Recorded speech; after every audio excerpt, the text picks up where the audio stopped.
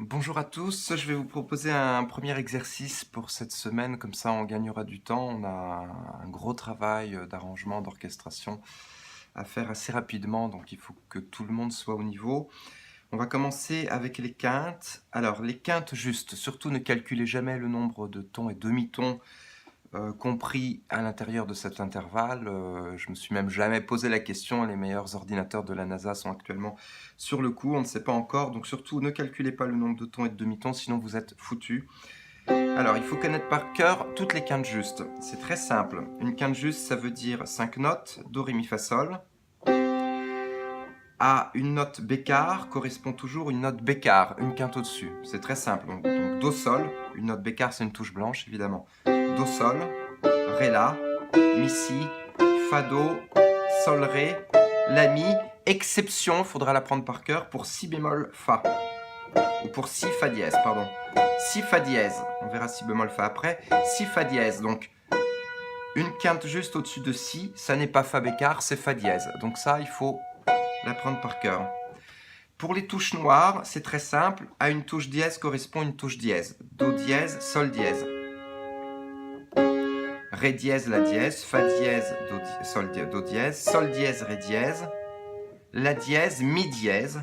C'est pas une touche noire, mais en tout cas, à un dièse correspond toujours un dièse. Pour les bémols, c'est pareil. Ré bémol, La bémol. Mi bémol, Si bémol. Donc vous comptez toujours. Mi, Fa, Sol, La, Si. Toujours 5 notes au-dessus. Mi bémol, Si bémol. Sol bémol, Ré bémol. La bémol, Mi bémol. Et donc l'exception, ce sera Si bémol. Pour Si bémol, ça n'est pas Fa bémol, c'est Fa bécard. Donc je résume. À un bécard correspond toujours un bécard. Un dièse, un bémol, toujours 5 notes au-dessus. Deux exceptions, Si Fa dièse et Si bémol, Fa bécard. Lorsque vous jouez au piano, vous n'avez même pas le temps de réfléchir. Pensez touche blanche, avec 3 touches blanches entre les deux. Donc une quinte au-dessus, vous voyez. N'oubliez pas l'exception, Si bémol, Fa. Et pour les touches noires, vous avez 2 touches noires entre les 2 quintes justes. Ouais.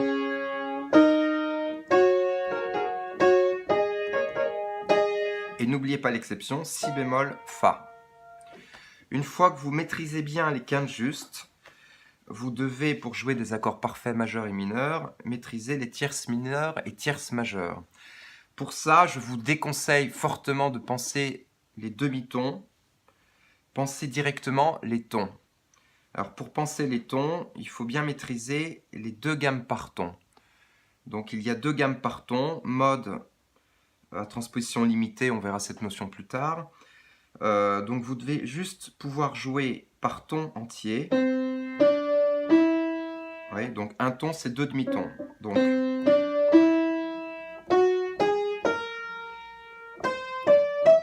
Do, Ré, Mi, Fa dièse, Sol dièse, La dièse.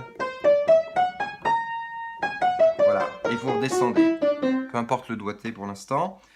Et il y a une deuxième gamme par ton. À partir de Do dièse, par exemple. Do dièse, Ré dièse. Oui. Fa, Sol, La, Si.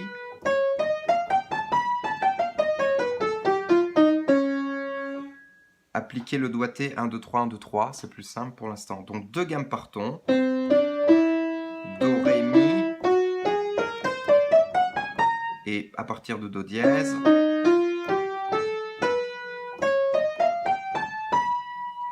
Une fois que vous maîtrisez ces 2 gammes par ton, vous pouvez rapidement calculer par ton entier. Ça sera utile pour calculer la tierce majeure. Donc une tierce majeure, c'est 2 tons. Donc si on vous dit une tierce majeure à partir de Do, tout de suite vous calculez 2 tons. Et 2 tons, c'est quand même plus rapide à calculer que 4 demi-tons. Quand vous maîtrisez la tierce majeure, c'est-à-dire 2 tons, ça vous donne donc la tierce majeure. Vous savez calculer la quinte juste. Donc un accord parfait majeur, c'est une quinte juste, par exemple Do, Sol, et une tierce majeure, c'est-à-dire 2 tons.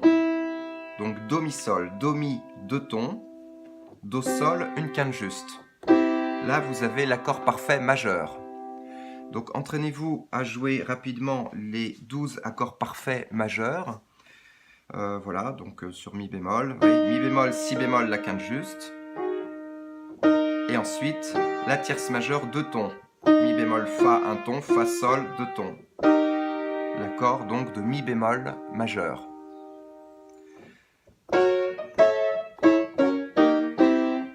Donc jouez-les à l'état fondamental plutôt. Et quant à l'accord parfait mineur, donc vous l'aurez compris, c'est toujours une quinte juste.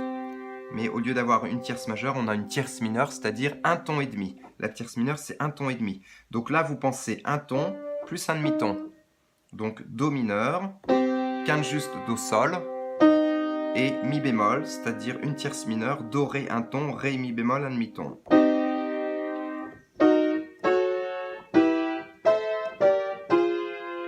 Donc, jouez les 12 accords parfaits mineurs. Ne les jouez pas à distance de demi-ton,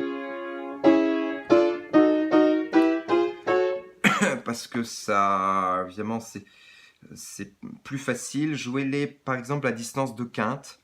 Donc, ça vous permettra de revoir l'intervalle de quinte. Une fois que vous maîtrisez bien tous les accords parfaits majeurs et mineurs, donc là, c'est le travail de cette semaine. Hein. Vous devez arriver la semaine prochaine en maîtrisant parfaitement les accords parfaits majeurs et les accords parfaits mineurs. Une fois que vous les maîtrisez, commencez à travailler à la main droite la notion de renversement. Par exemple, sur Do, Mi, Sol. Do, Mi, Sol, c'est l'état fondamental. Maintenant, regardez, le Do du pouce, s'il passe en haut, on a un premier renversement. C'est-à-dire que la basse, ça n'est plus Do, ça n'est plus la note fondamentale, c'est la tierce. Ça s'appelle un accord renversé. Donc les doigtés, toujours 1, 3, 5 pour l'état fondamental. Premier renversement, 1, 2, 5. Après, on verra pour quelques exceptions. Je vous conseille 1, 3, 5 pour la cartésique, c'est-à-dire le deuxième renversement, avec la quinte en bas. Et ensuite, vous retombez forcément sur l'état fondamental. Donc, entraînez-vous à faire ça. Une fois que vous jouez l'accord à l'état fondamental Do, Mi, Sol, vous savez que vous devez jouer, quoi qu'il arrive, un Do, un Mi, un Sol. Donc, si la basse est Mi, donc ça fait Mi, Sol, Do. Si la basse est Sol, ça fait Sol, Do, Mi. Voilà, essayez de jouer à la vitesse, bon, pour l'instant que vous pouvez, évidemment. Donc, faites ça pour tous les accords majeurs et tous les accords mineurs. Voilà, déjà, je pense que c'est suffisant pour cette semaine. La main gauche, jouez évidemment également ces accords à la main gauche. Donc, quand vous travaillez un accord, par exemple Fa dièse majeur, jouez-le aussi à la main gauche. Ne travaillez pas pour l'instant la notion de renversement à la main gauche, on verra plus tard. Dans un premier temps, c'est vrai qu'on fera surtout des pompes à la main gauche. Alors les pompes, ça consiste à jouer la note, par exemple sur Do majeur, la note à l'état fondamental, enfin la note fondamentale, et ensuite la quinte juste de l'accord. Donc une pompe sur un accord de Do majeur, ça sera...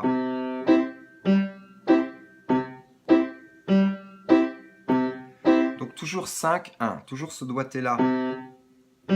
Voilà, jouer détaché comme ça. Voilà, staccato. Et après, essayez déjà de renverser l'accord à la main droite. En réalité, on ne va pas appeler ça un renversement parce que ce qui compte, c'est la note de basse. Et la note de basse, c'est la main gauche. Et si la main gauche joue le Do, ça restera un accord à l'état fondamental.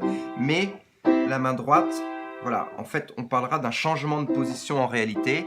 Si vous jouez que la main droite, c'est un renversement, parce que la note de basse, c'est le Mi.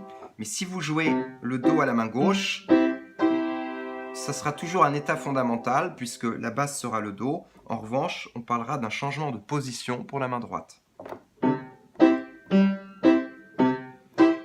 Voilà, si vous pouvez faire ça, si tout le monde peut faire ça d'ici la semaine prochaine, voilà.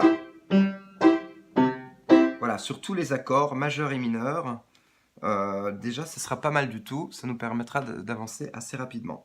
Merci, bon travail à tous.